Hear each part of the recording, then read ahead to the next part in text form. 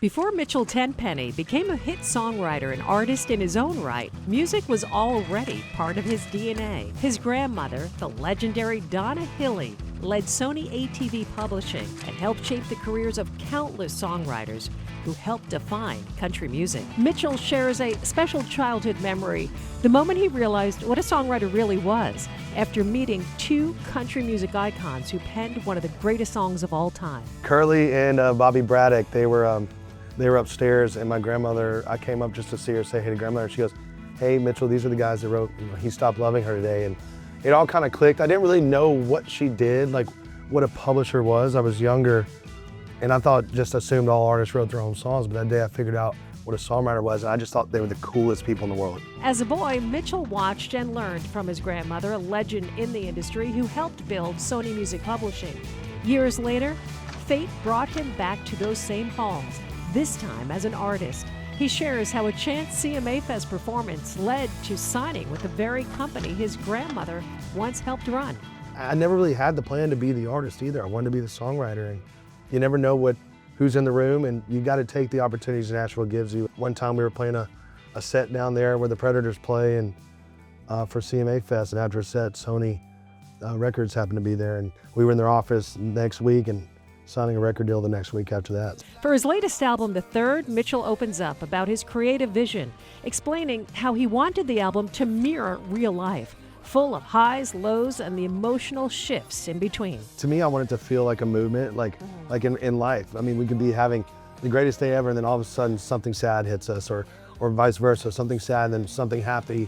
You know, you get that feeling, and so I like it to be kind of very dynamic and drastic sometimes in how it changes. Sometimes they flow right, and like you said, sometimes it's like, where did this come from? I think that's how life actually works, and that's kind of how I like to make my record.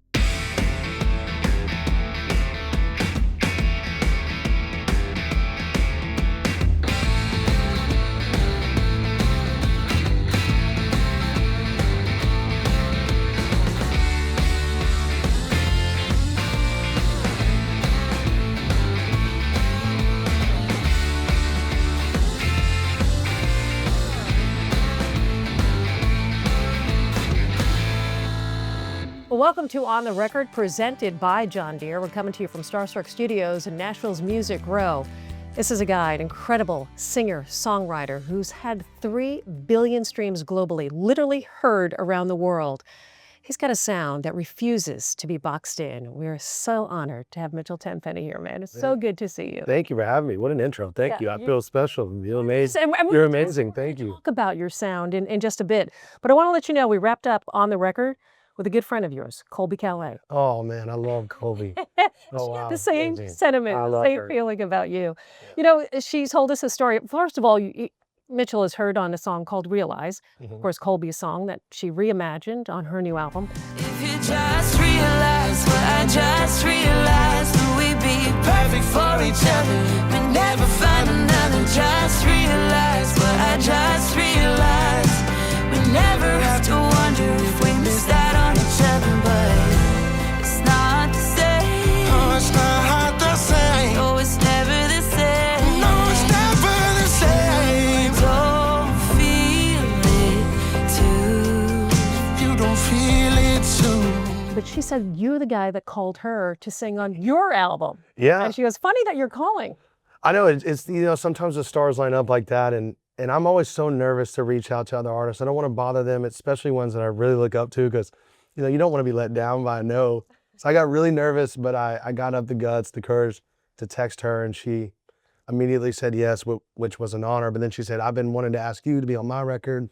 And so it just worked out. I've always wanted to sing with her, been a fan for forever, and to have multiple songs together, and to be on one of my favorite songs of hers as well.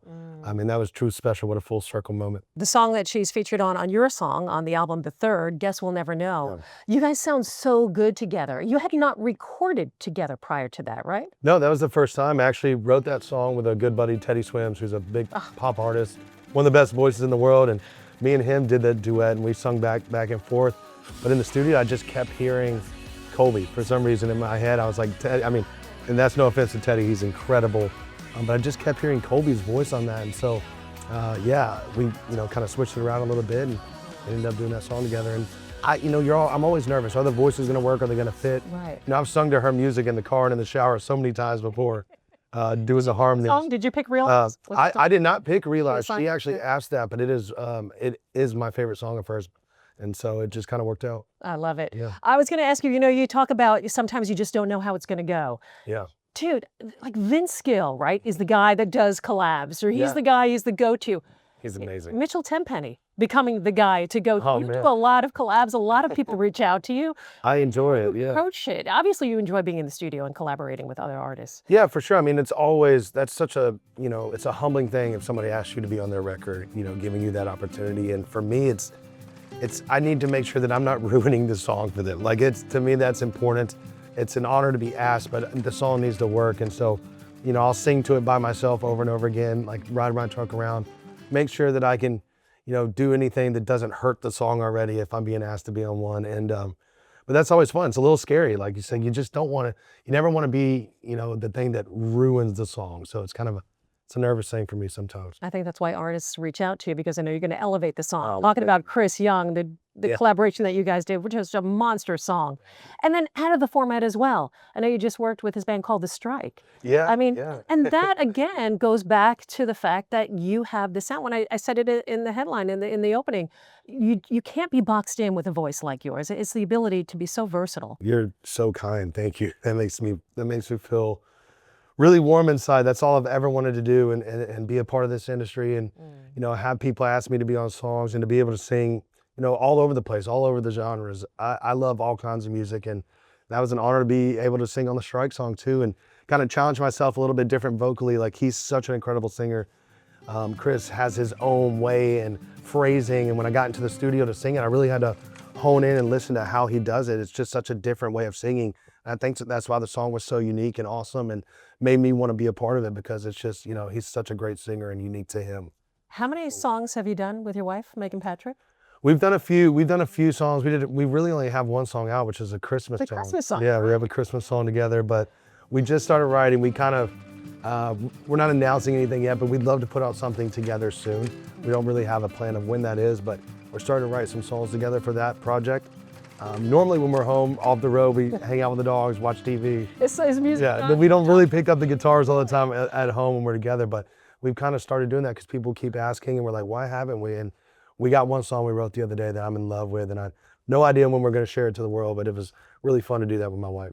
Speaking of music in the house, I'm sure you don't get tired of talking about your legendary grandmother, Donna Hilley. Just the best of the best. Donna Hilley, for people who don't know, of course, was heading up Sony Tree Publishing, and just a force within this business, especially as a woman in this business. Boy, I have to tell you, when I first came to town in the early 90s, part of, from a publishing company in New York, they're part of ASCAP. Yeah. I got to go to your grandmother's house. Oh, wow. And it was, I was blown away. I was Oh, sitting man, in her kitchen drinking with Pat Alger.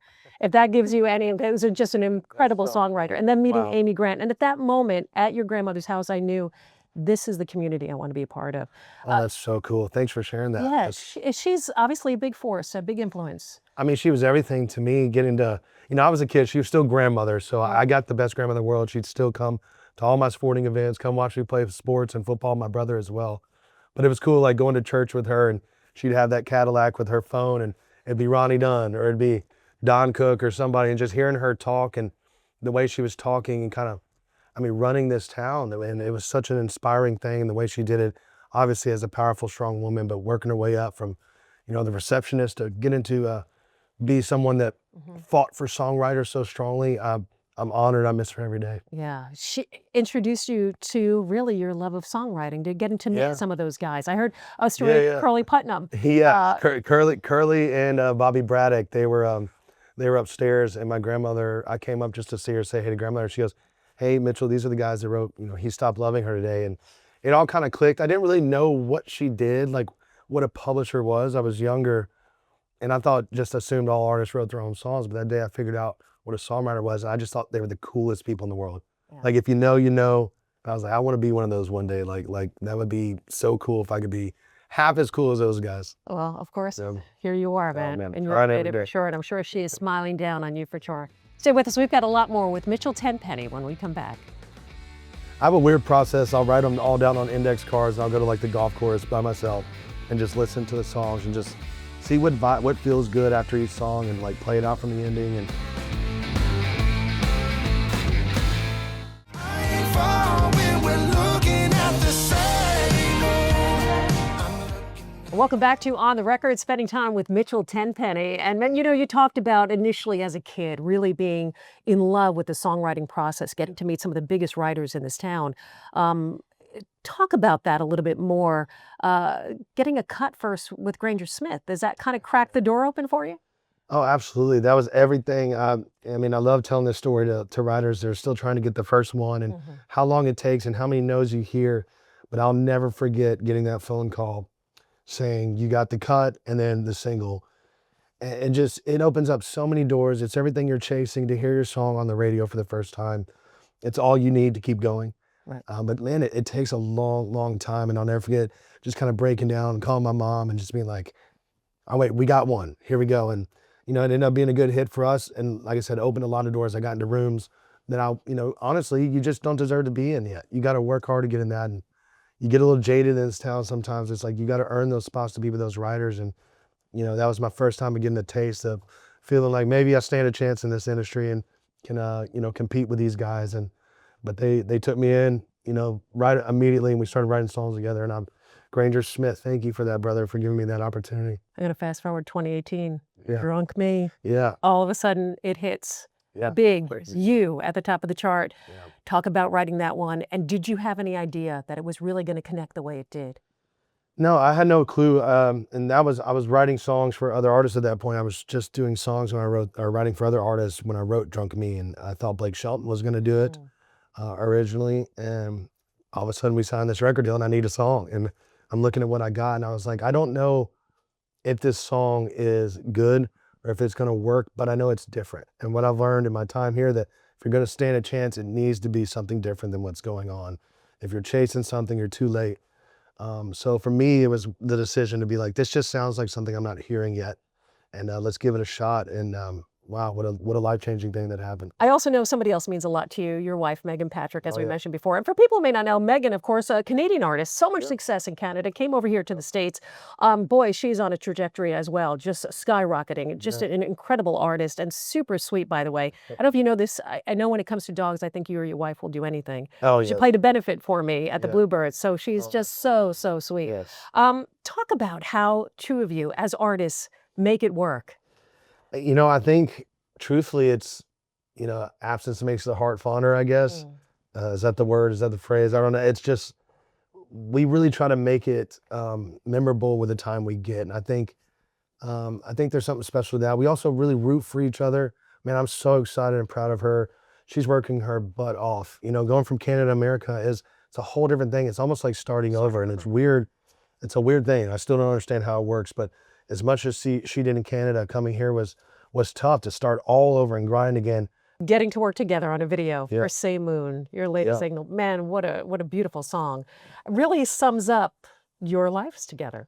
Yeah, I mean, all cliche aside, I wanted to write a song, about the lives me and her live. And I don't remember exactly where we were. I was West Coast, she was East Coast. And I was like, it was a beautiful night. And I was like, well, if we look up at the same moon, all cliche, like 5 goes west. I don't remember if remember that movie, Somewhere Out There. It kind of reminded me of that song of, hey, maybe we can feel closer together for looking at the same thing, no matter how far we are apart. And I wrote it down on my iPhone, and revisited a couple weeks later. Well, let's go ahead and play it. Let's do it. Here it is. Mitchell Tenpenny, of course, featuring his wife. Here's Megan Patrick in this as well. Say Moon.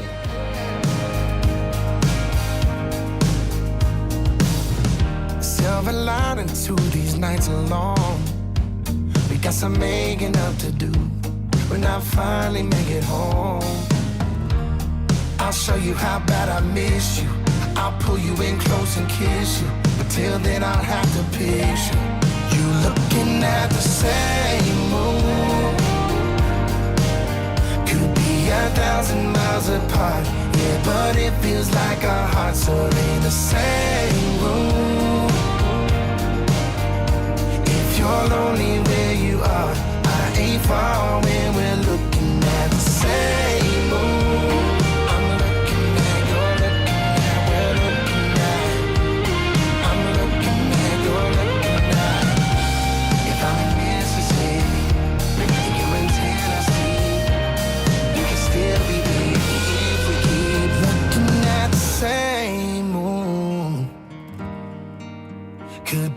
5,000 miles apart. Yeah, but it feels like our hearts are in the same room.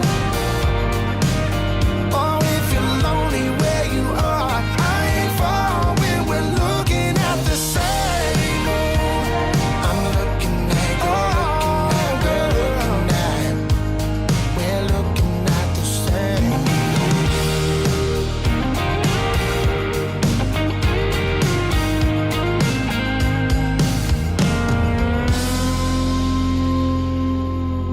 There's a video, Same Moon, featured on Mitchell Tenpenny's latest album, The Third. How great to see you guys working. I mean, do you ever watch it at home, or you just kind of, is that off limits? No, it's wild. Like videos, I don't generally watch them after we, agree that everything's right.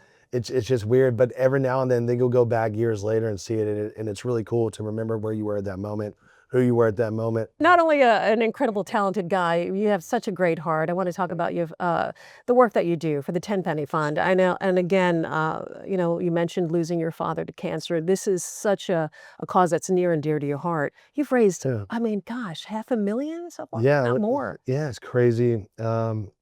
People's hearts are crazy. People always surprise me. But yeah, I lost my dad to cancer. My aunt's going through it. My mom, thank God, is in remission. Oh, God. And everybody, is affected by cancer in some way. We know it. So when I saw Dad go through isn't really talked about a lot, is the mental side of cancer.